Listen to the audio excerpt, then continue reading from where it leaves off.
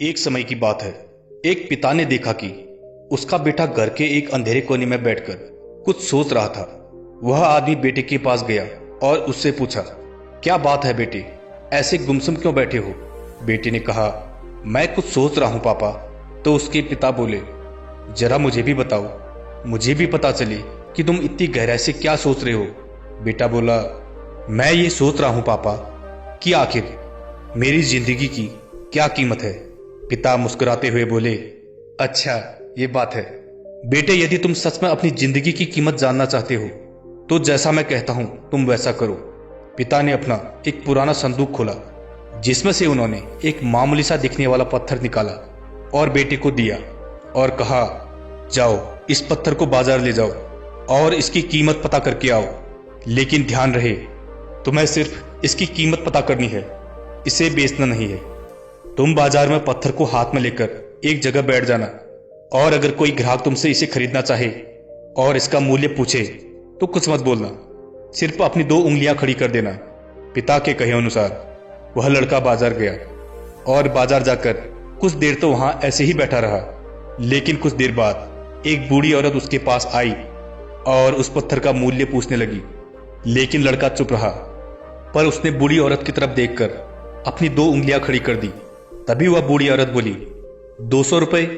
बेटा इस पत्थर के 200 रुपए ज्यादा कह रहे हो, पर ठीक है, मैं तुम्हें इसके 200 रुपए दे देती हूं। तब वह लड़का आश्चर्यचकित रह गया और मन ही मन सोचने लगा कि कोई कैसे इस मामले से पत्थर के 200 रुपए दे सकता है। क्या मैं इसे इस बूढ़ी मां को बेच दूं? लेकिन तभी उसे अपने पिता की कही बातों का ध्यान आया कि इसे बेचना नहीं है, सिर्फ इसका मूल्य पता करना है। तो वह लड़का वहां से उठकर बाजार में अंदर की तरफ चला गया। चलते चलते उसे एक म्यूजियम दिखा तो लड़का म्यूजियम के भीतर चला गया। उसने वहां चारों ओर देखा तो उसे अजीब पर दिखने में काफी मूल्यवान चीजें दिखी। पास ही खड़े म्यूजियम के एक सदस्य की नजर लड़के के हाथ के उस पत्थर पर गई तो वह आदमी उस लड़के के पास आया और बोला, क्या तुम इसे यहां बेचने आए हो? बताओ तुम्हें इसका कितना मूल्य चाहिए। तो पहले की ही तरह लड़का चुप रहा और उसने अपनी 2 उंगलियां खड़ी कर दी। वह आदमी बोला, 20,000 रुपए? ठीक है, इसे तुम मुझे दे दो, मैं तुमसे इसे खरीद लेता हूं। तो लड़का एक बार फिर से चौंक गया और वहां से भागता हुआ सीधा अपने पिता के पास गया। पापा, मुझे इस पत्थर के 20,000 रुपए मिल रहे हैं, क्या मैं इसे बेच सकता हूं? लड़के के पिता मुस्कुराते हुए बोले, नहीं बेटा, अभी तुम्हें आखिरी बार इसे लेकर कीमती पत्थरों की दुकान में जाना है। वहां तुम्हें एक बूढ़ा आदमी बैठा मिलेगा, तुम यह पत्थर उस आदमी को दिखाना। तो वह लड़का समय बर्बाद किए बिना उस स्थान पर पहुंच गया। वहां उसे वह बूढ़ा आदमी काउंटर के पीछे बैठा मिला जो एक लेंस से लेकर बारीकी से कुछ पत्थरों की जांच कर रहा था। जब उस बूढ़े आदमी की नजर उस लड़के पर पड़ी तो उसने आश्चर्य से लड़के से पूछा, तुम कौन हो? तुम्हें यहाँ क्या काम है? क्या तुम भूखे हो? यहाँ किस लिए आए हो बताओ?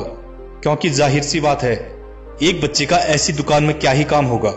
जिज्ञासा से भरे उस लड़के ने झिझकते हुए वह पत्थर उस व्यक्ति को दिखाया, जिससे उस बूढ़े व्यक्ति की आंखें फटी की फटी रह गई और तुरंत बोल पड़ा, यह तुम्हें कहां से मिला? मैंने अपनी पूरी जिंदगी इस नायाब पत्थर को खोजने में लगा दी।